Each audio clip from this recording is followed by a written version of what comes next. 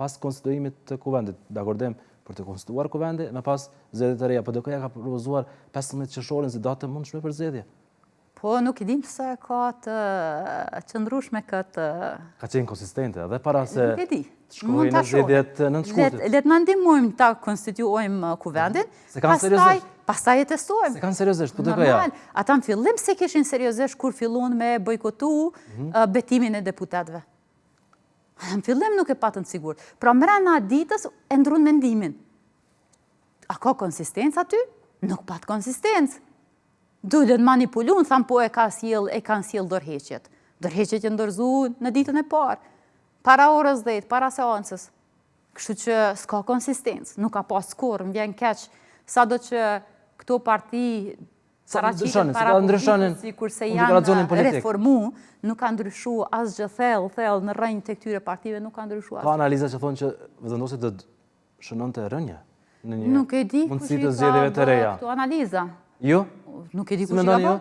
Jo, unë mendoj që lëvizja vetëvendosja është shumë mirë. Do të rritë tutje.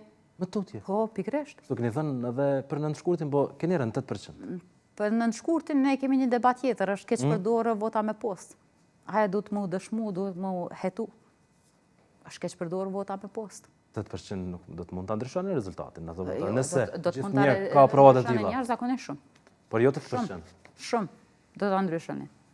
Po, fatkeqësi që ne nuk kemi institucione të drejtësisë, cilat janë të pavarura e Do të t'i shkojnë konvenoni situatës deri në vetëvendosjes fund. tani zgjedhjet e reja parlamentare. Lëvizjes vetëvendosje. Po. Lëvizjes vetëvendosje i konvenon fillimisht që ta konstituojmë kuvendin, edhe ta bëjmë qeverinë. Që s'po arrini dot. Po nëse nuk gjejmë bashkëpunim të partitë opozitare, zgjedhjet janë opsioni cilin ne nuk i frikojmë dhe jemi të gatshëm që të hyjmë. Po, krejt në fund ka qenë lajmi ditës sot zonja Pacolli, rënjen drastike të Kosovës sa i përket lirisë medias për 24 vende më poshtë nga 75 në 99. Pse? Kaq poshtë Kosova? Është interesant ky raport. Mendoj se duhet ta marrim pak me rezervë. Me rezervë. Nuk i besoni? Sepse ku raportet ndërkombëtare, ti përfshim edhe raportin e Progresit, edhe Freedom House, edhe Transparency International, se cilin raport ndërkombëtar, i cili ka, qysh me thonë, ka vlerë dhe ka vlerësohet për njerëzve në Evropë dhe në botë, duhet të kishte konsistencë. Duhet që ta kishin një gjutë për afërt. Nuk mundet një raport i vetëm të dalë dhe ta paraqet demokracinë në Kosovë, lirinë e media në Kosovë në atë nivel në cilin e ka paraqit, edhe të mos jep fakte bindëse për atë gjendje cilin e paraqet. Sepse është e pa kushdo që ka pak njohuri, sa do bazike që i ka ato, në mënyrën se si operojnë media në Kosovë dhe si operojnë në Serbi, nuk munden mi besu këti raporti. Nuk munden. Përmenden disa fakte, zonja Pacolli. Për shembull. Keni lexuar dhe jo, besoj. Jo, që një pyetje shumë. Syni, jo, s'ka pyetje. Jo, unë për bërë pyetje, zonja Pacolli. Mirë, ligji për KPM-n, ligji për KPM-n. Është debat. Ligji për KPM-n, të lutem. Dëgjom. Më lejo ta them fillimisht. Ligji për KPM-n. Çfarë mungon? Është debat. Jo, çfarë mungon? Ligji për KPM-n. Keni tentuar të bëni ligj të ri për KPM-n. Gjykata kushtetuese ka shpallur antikushtetues. Disa nene që janë në kundërshtim me kushtetutën e Kosovës. Përmendet RTK-ja, etiketimet, linçimet ndaj gazetarëve. Në këtë raport të organizatës, reporterëve, pa kufi. Edhe nga kush i mba linçimet?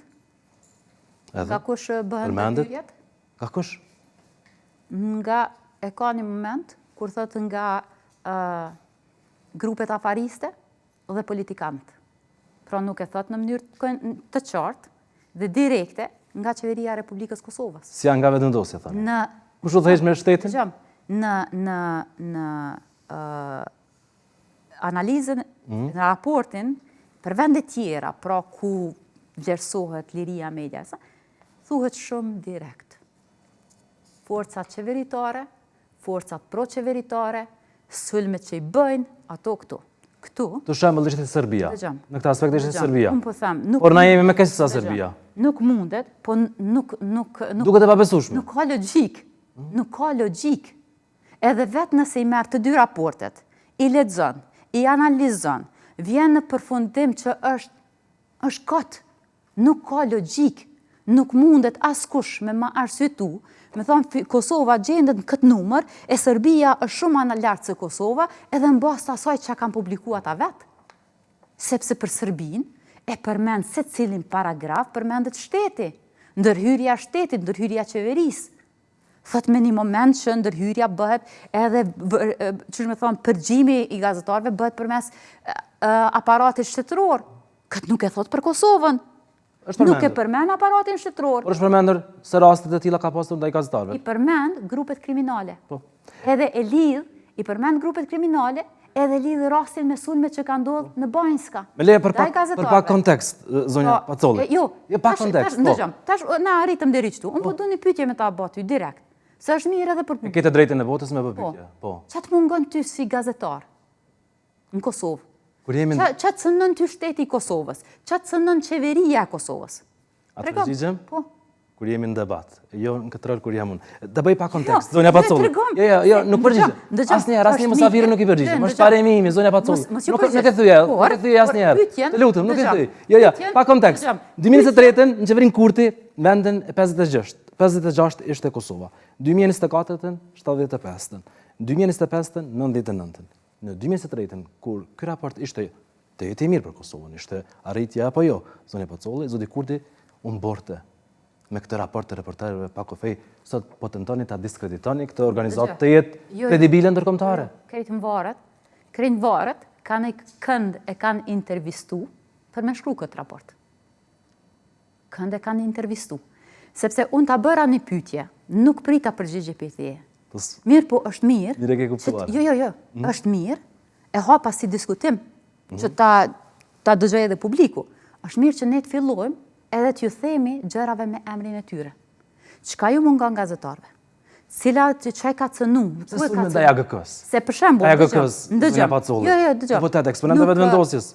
Arbresh Kryezi Hyseni, Arta Fejza, kush ishte Lana Madanit e tjerë. Pse kanë nevojë për linçime të tilla, sulmet të tilla ndaj AGK-s? Kryetarit të saj. Shiko, nuk mundet, është dash me ndodh diçka tepër e madhe, diçka tepër e papranueshme. Në këtë vit, pra në vitin 2025, që raporti me dali tillë. Nuk ka ndodhur. Nuk është sulmuar asnjë gazetar prej spaku, prej njerëzve të qeverisë. Nuk është si themi, ka pas polemika, ka pas diskutime. Ka pas edhe veprime të deputetëve privatisht që kanë dërgu lanë në gjykatë. Por i kanë dërgu ato për me mbrojt integritetin personal dhe profesional të tyre. Po shumica, jo. Shumica kanë bërë. Po ne, duhet jemi të barabarta, po? Po. Ne marim shumë linçime edhe etiketime nga mediat. Edhe nuk janë të drejta.